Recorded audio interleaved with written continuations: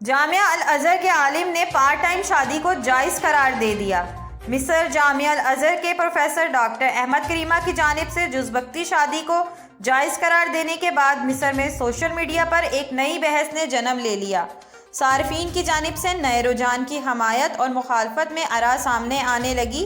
Professor doctor Ahmad کریمہ نے نجی ٹی وی چینل سے گفتگو میں کہا تھا کہ باہمی رضامندی، گواہ اور جہیز کی بنیادی شرائط مکمل ہونے پر جز وقتی شادی میں کوئی حرج نہیں۔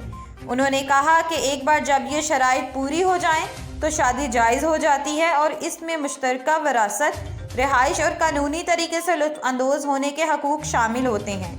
انہوں نے کہا کہ جب تک شادی کا معاہدہ شرائط کو پورا کرتا ہے، جز وقتی شادی میں کوئی حرج نہیں۔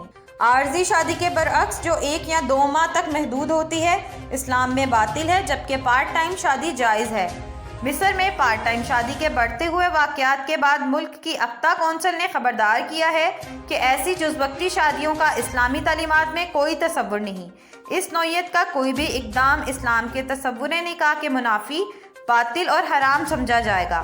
میڈیا رپورٹس کے مطابق مصر میں سوشل میڈیا پر پارٹ ٹائم شادی سے متعلق بحث چل نکلی تو اس نئے رجحان کی حمایت اور مخالفت آراء سامنے آنے لگی، جس کے بعد مصری دارالافتاء نے خبردار کیا کہ شادی کے معاہدے کو نئے نام دینا نمود و نمائش، سستی شہرت کا حصول اور دینی روایات کو کمزور کرنے کی کوشش ہے۔ دارالافتاء نے مزید کہا کہ شادی کے معاہدے میں اصطلاحات کی جدت کی طرف متوجہ نہیں ہونا چاہیے۔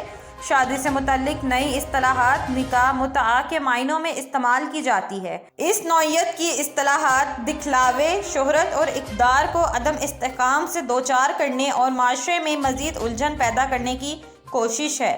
اسلام ایسے مشاغل کی ہرگز اجازت نہیں دیتا۔